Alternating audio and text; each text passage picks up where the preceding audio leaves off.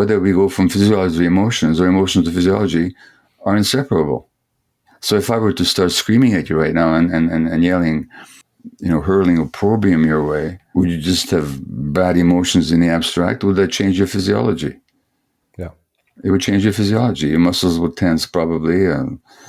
Your heart rate would change. I mean, so it's just obvious that emotions are inseparable from physiology. That's the way we're designed, because it's all one system.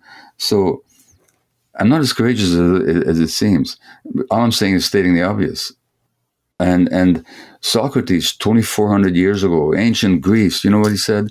He said the problem with the doctors of today, he said, 2,400 years ago, that they separate the mind from the body. Yeah. So this mind-body separation has been going in the Western culture for a long time. Now, in 1939, there was a famous lecturer at Harvard, a medical doctor like me from Eastern Europe, and he said at Harvard, this is published in the Journal of the Medical Association in 1940. He said that emotional factors are at least as important in the causation of illness as physical ones, and they have to be at least as important in the healing. 1938. In the 19th century, famous physicians said that multiple sclerosis, rheumatoid arthritis, breast cancer, all had emotional substrates. Very famous physicians, still revered in the history of medicine. In 1977, Dr. George Engel, great American physician, psychiatrist, he said that human beings are biopsychosocial creatures. Our biology is inseparable from our social and psychological dynamics. There's nothing, and we've had tens of thousands of research papers saying the obvious, saying the same thing. All I do is I present the evidence for it, And now, here's the point. If our physiology is inseparable from our psychology, which it isn't, then it also means that psychological events are going to have a physical impact. So, women with severe symptoms of PTSD, they have double the risk of ovarian cancer. Men who are sexually abused in childhood, they have triple the rate of heart attacks. Women who are sexually abused in childhood have much higher rates of endometriosis and irritable bowel syndrome.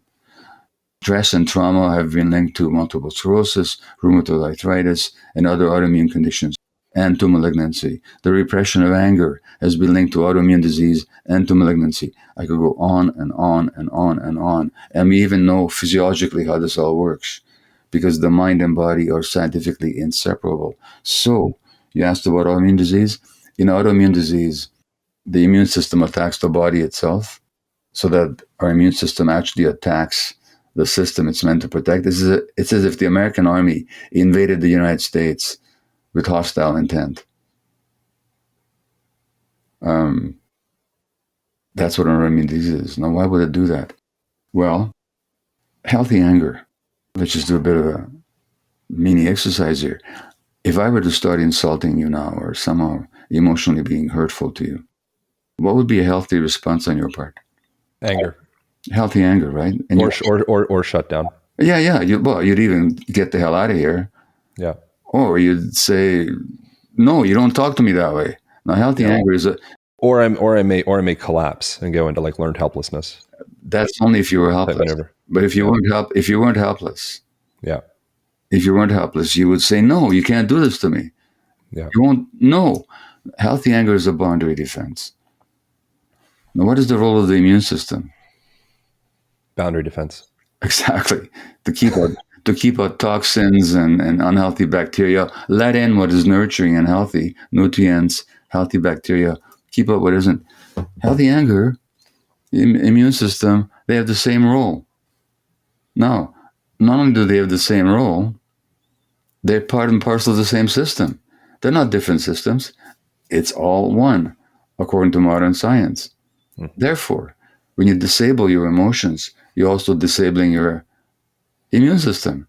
So people that repress healthy anger have diminished resistance against malignant cells and against and even now, if you didn't express your anger towards me, It wouldn't disappear if you repressed it. It's not that the anger would evaporate to the clouds. It would be inside you, Yeah. and it may turn against you in a form of depression, which is, by the way, what depression is: pushing something down, depressing it, depressing healthy anger. So if you're doing that, you can also depress your immune system. And just as that healthy anger can, not expressed and not processed, can turn against you, so can the immune system turn against you. Yeah, the reason that I would suggest you taking such a strong position on that is bold, and I would say, I don't know, courageous might not be the perfect word, but at least bold and meaningful. Is it starts to nudge against people's religion in a way, where it could. How so? I think or maybe there could be a similar effect of what you're telling me is that I have some level of sovereignty in this disease or some level of responsibility.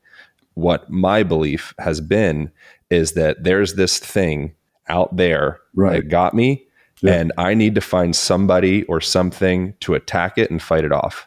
Those are two very distinct lanes of thought. Absolutely. So first of all, well, thanks for pointing that distinction. First of all, what would, if you're just consider for a moment, what would you rather believe? The first one. I That have responsibility. Yeah. So responsibility, by the way, is not the same as blame or guilt or fault. Yeah. Okay, because you didn't know you were repressing your anger. You repressed your anger because you were trained to do so as a child. You didn't do it deliberately. Yeah. But once you realize it, now you have some sovereignty, as you said. You have some agency. You're not just a helpless thing. And what you said about illness, so I have a pen. I'm holding it up now. I can put it down. I can throw it, open it, close it, write with it, discard it. It's not part of me. It's got nothing to do with me. It's just an object that I have.